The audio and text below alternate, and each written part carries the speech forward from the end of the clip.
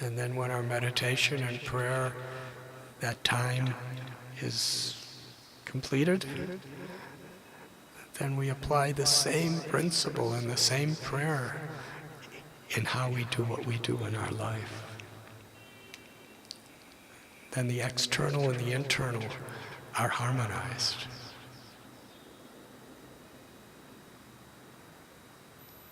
And we become transformed. And then we have something so beautiful, so valuable, so precious to share with others in whatever we do.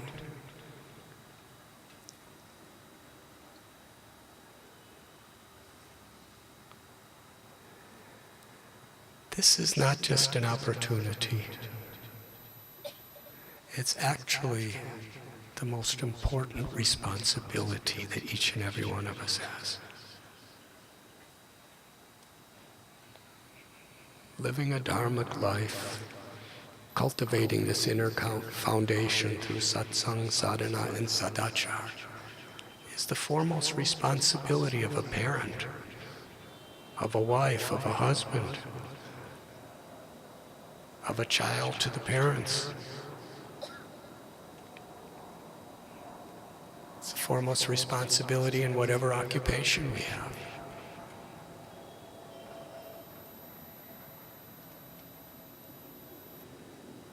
Does that answer your question? It did. Thank you.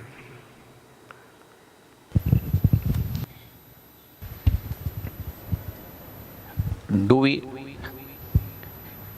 we really have choices in our lives? As far as I read your book, you got a dream, come to India. You missed your train in Vrindavan. So do we actually have choices? We think we have choices, but do we really have? That's a beautiful question. Thank you. Simultaneously, we have no choice and we have choice. Just like an example, the way the laws of karma work is when we do something, we do it by choice. But then the result of that is not our choice. If you hurt somebody, it's your choice to hurt them or not hurt them. You choose to hurt them, then the karma of being hurt, you have no choice. But isn't the thought to hurt also predetermined? It may, no. Yes and no. The inclination is because we have hurt people in the past, but still we have the choice. An example, somebody chooses to smoke a cigarette. Then they choose to smoke a second cigarette. Then they choose to choose a fifth and a sixth. And soon they're addicted to cigarettes. And it's almost like they don't have any choice. People aren't born addicted to cigarettes. They're addicted to cigarettes because usually when you first smoke a cigarette, it's horrible. You're coughing, but because you think it's cool and everyone else is doing it and you look like you're very special when you're smoking cigarettes and people will look up to you, you smoke them out of choice. And then you become addicted. And that addiction came, that habit came because of choices you made. But even if you're terribly addicted, you still have a choice to give it up. It's just more difficult. So I'll give another analogy. There's an airplane. Can you hear? There's people on that airplane. Let us say that airplane is going to Singapore. Whoever got on that airplane, it was their choice. People's choices may be influenced. Some may be going because they're influenced because they make a lot of money there. Some may be going because they want to go on a vacation and see the fountains there. Some may be going to Singapore because they have loving relatives there. There may be different reasons, but they've all chosen to get on that plane. Now, once you're on the plane, do you have a choice where you're going to go? Absolutely not. You're going to Singapore. But you have a choice what you're going to do on the plane while you're going.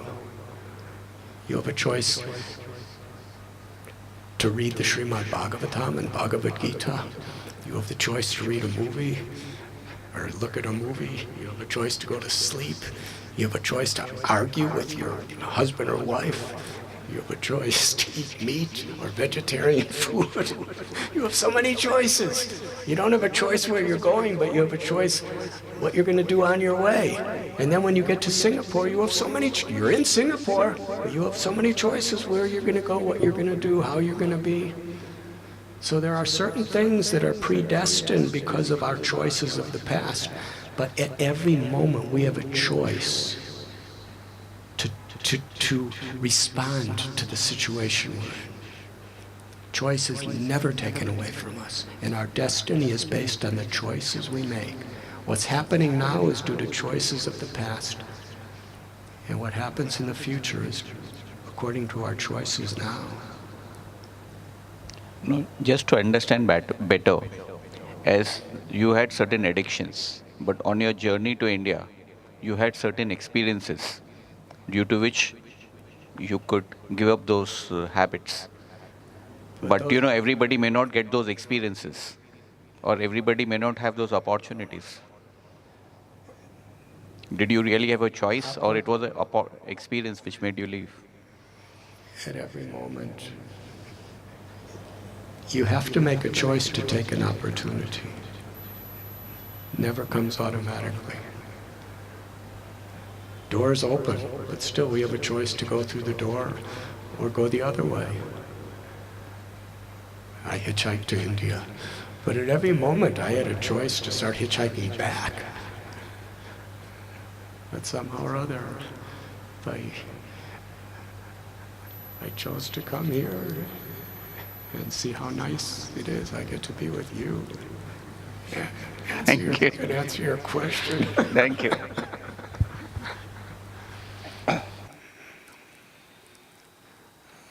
Is there any other question?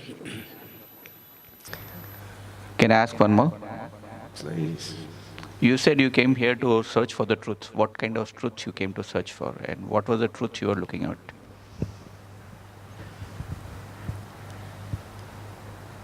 Everyone's looking for Krishna, but we don't know it until Krishna reveals himself. I was looking for meaning. I was looking for purpose.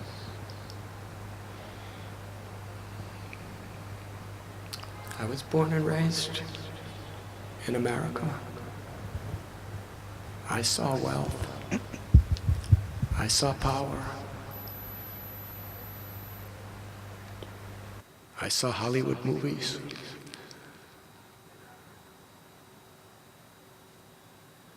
Our house had a nice telephone. India, they didn't have telephones hardly in those days. You had to call operators.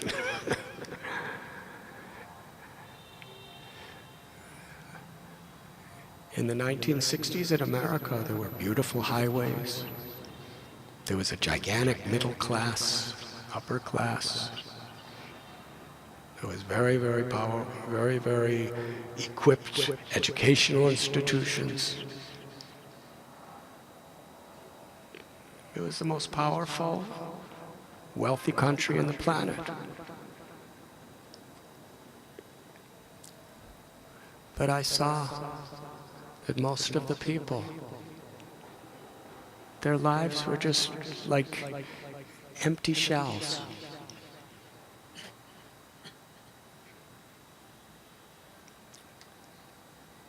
Like people are sick in bed, and you put beautiful cosmetics on their face.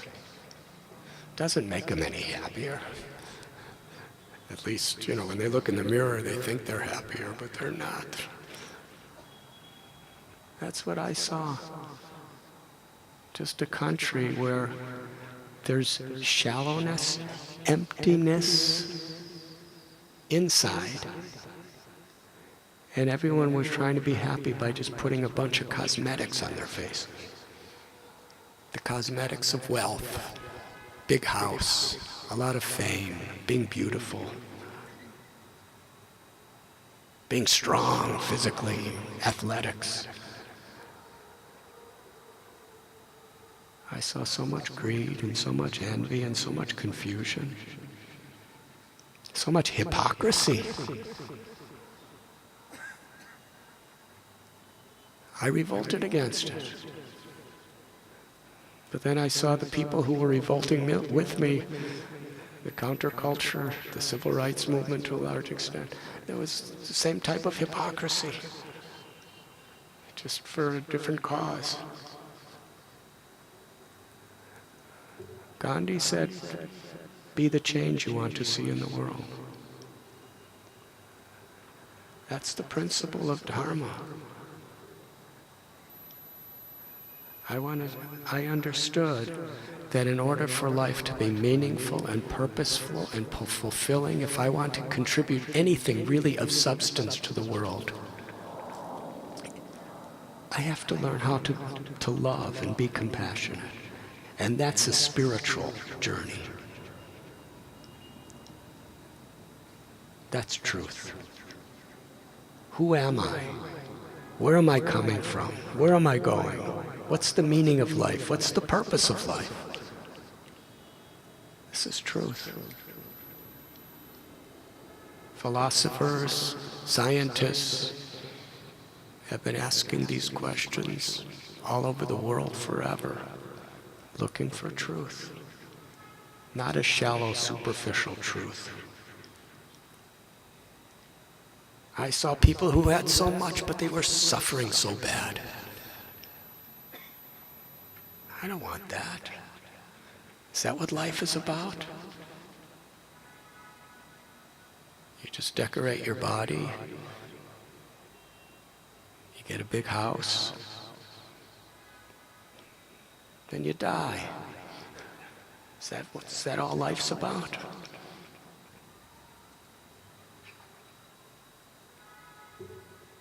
We love our family, but everything's ripped away from us. Is there something more?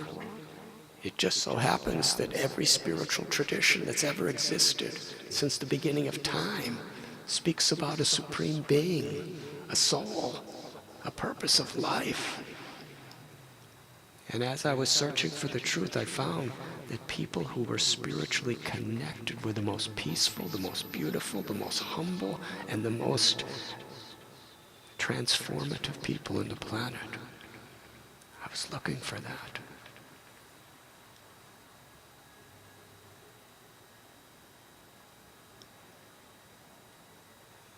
The Brahma Sutra tells, Atato Brahma Jigyasa. The Vedanta Sutra is the summary essence of all the Vedas. There's 4 Vedas, there's 108 Upanishads, there's 18 Puranas, there's Mahabharata, there's Ramayana, there's Itihastas, there's so many Samhitas. But the essence of all is the Brahma Sutra. And what's the first verse of Brahma Sutra? Atato Brahma Jigyasa. Now that you are a human being, seek spiritual truth. That's the purpose of life, to find that truth. And tesham satata yuktanam bhajatam prita purvakam tatami buddha yogam tam yogi. That truth is within us. And the gurus, the sages, the scriptures, they teach us how to connect with that truth that's within ourselves. So I was seeking that truth. And through my journey, I found Param Satyam Dhimahi. That the Supreme Being, in the fullest, sweetest, most inclusive, loving existence, was Krishna. Krishna has many names. The God of Christianity, the God of Judaism, the God of Islam, the God of every tradition. The Vedas tell that Buddha was an incarnation of Vishnu. long before he even came to this world. So the very essence is the Supreme Being, Parabrahman. And that Supreme Being has taken many forms and many incarnations throughout history. And I was finding that truth in various forms. It was so beautiful, so wonderful. And then somehow or other, as you said, I was stranded in Vrindavan. I was on a train to Amarnath in Kashmir for going for the Amarbati Amarnath Yatra. And my train stopped, and I got out to drink some water and breathe some fresh air, and the train left without me. I couldn't get in, it was too crowded. And I was stranded in this lonely place at 5 o'clock in the morning. The day before, I was in Kashi. I had already been traveling around India for about a year. And I was finding so many pieces of truth. What is my path? How am I going to go deep into that truth? And I was praying to Kashi Vishwanath, Lord Shiva, please show me my path. And I felt something beautiful. I felt not a voice, but just an assurance that Lord Shiva was giving me that yes, your path will be revealed. And I was sure it was going to be at Amarnath, in that cave. But on the way, I got stranded in the station, in the dark. I didn't know where I was. I asked a sadhu who was sitting on the railway platform, where am I? He said, this is Mathura. Mathura is Krishna's birthplace, and today is Janmashtami. So he took me to the Janmastan. And I went to Vrindavan because I heard so many things about Vrindavan while I was in Mathura. I walked along the Yamuna. And after 3 days, I was going to get onto another train from Mathura to Amarnath. But the day I was going to leave, I got typhoid fever. And I couldn't walk, and I couldn't move, and I was so close to death. And I was brought to the Ramakrishna Hospital. It was a charity hospital. And my doctor's name was Krishna Gopal. And he had no medicine to give me because they didn't have any money, and I was charitable ward. There was about 25 beds in one room. And they just gave me some glucose water. And the water was probably more dangerous. That's probably where I got I had typhoid fever. That's where I got the typhoid fever, from water. They were just mixing some glucose powder in it. But anyways, I was pretty sick, so I couldn't travel. So opportunities were there because of my choices to be seeking and yearning and learning. I was seeking God, so if you seek God, God reveals himself. Ye yatamam prapadyante. And by the time I got better, I was thinking, there is no sweeter understanding of God, no more deep and inclusive and beautiful conception of God's love and the devotee's love than the concept of Radha Krishna. So that's how it was revealed to me. And the greatest joy of life is to share Radha Krishna's love with the world.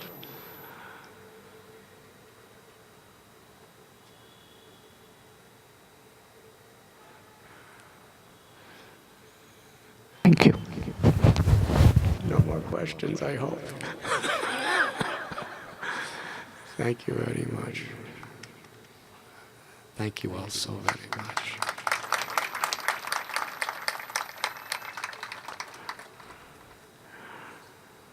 Thank you, Your Holiness, for this most beautiful, spiritual, enlightening talk. Truly indebted to you. Thank you for your being the goddess of graciousness and goodness. It's truly been our fortune to be here today. And we really would like to thank the Narang family for opening the doors of their home and their hearts to have us here. Thank you so much, everybody, for taking the time out on this eclipse day to be in this auspicious presence of... Please, thank you. It's the story of life. Because the moon is full. Yes? The moon is full right now. It's just that we can't see it because there's, well, during an eclipse. This is blocking. By Krishna's grace, I'm being blocked. But during an eclipse, the moon is full, but we cannot see because there's something in front of it. Similarly, a cataract in an eye. Everything's clear in front of us, but because the cataract is covering, we can't see anything properly. So when the eclipse passes from the moon, and we're able to see the moon. When the cataract is removed from the eye, we could see everything as it is. Premanjana churita bhakti vilochanena. So similarly, Krishna tells in Gita, for one who sees me everywhere and everything in me, for that person I'm never lost, nor they ever lost from me. So Krishna's in everyone's heart. Ishvara sarvabhutanam hridesha arjuna tishtati. Why can't we see Krishna in our own heart? Why cannot we see Krishna in other people's hearts? Why cannot see everything as the energy of our beloved Lord, Shri Krishna? It's all there. That's the way it is. Because the eclipse of avidya, of ignorance, the eclipse of ahankar, the ego is there. The cataract. And what is spiritual life about?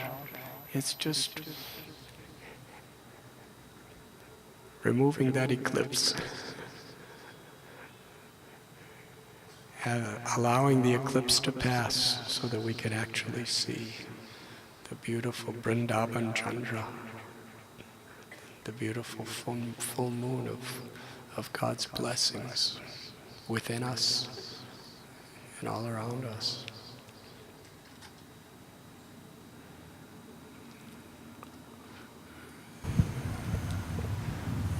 Thank you for inspiring us in so many wonderful ways.